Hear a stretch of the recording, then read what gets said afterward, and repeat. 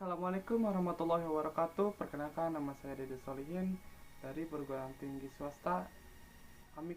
Di sini saya akan menjelaskan yaitu yang pertama tentang bahasa. Apa sih itu bahasa?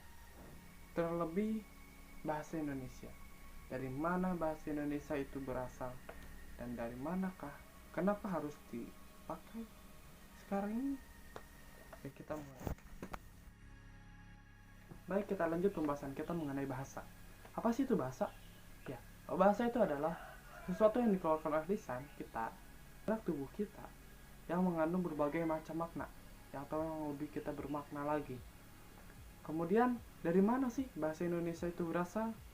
Oke, bahasa Indonesia itu berasal atau berakar dari bahasa Melayu.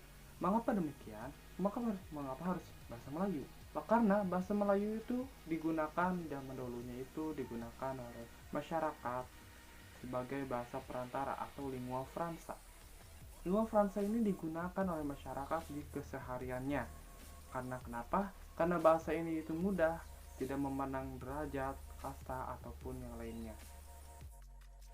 Oke, selanjutnya kita akan membahas yaitu tentang fungsi bahasa. Fungsi bahasa dibagi secara dua, yaitu secara umum dan secara khusus.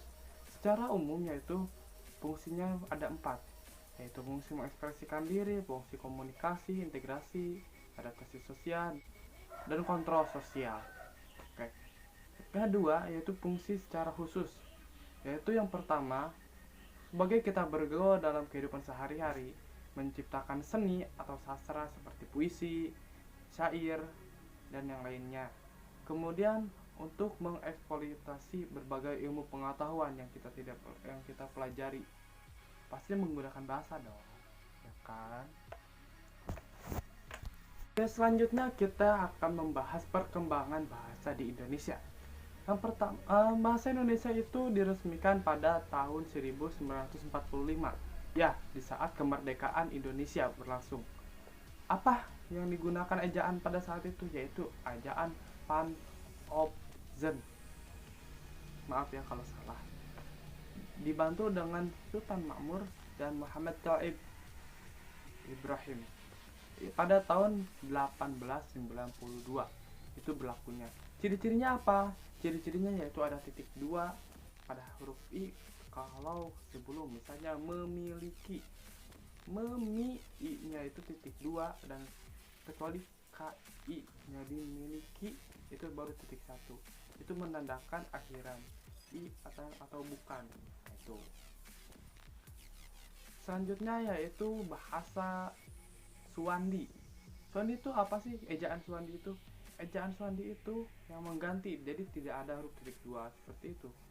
Tapi jadi ada we, sayang jadi sajang, gitu lah. Yang kedua ya itu digunakan hingga dilanjut, diusung, disempurnakan oleh EYD atau ejaan yang disempurnakan. EYD ini sebenarnya dari Suwandi ya, hanya disempurnakan. Huruf OE gitu diganti dengan U. Jadi seperti sekarang ini. Ya. Kapan sih EYD itu diresmikan? EYD itu diresmikan pada tahun 1972 dalam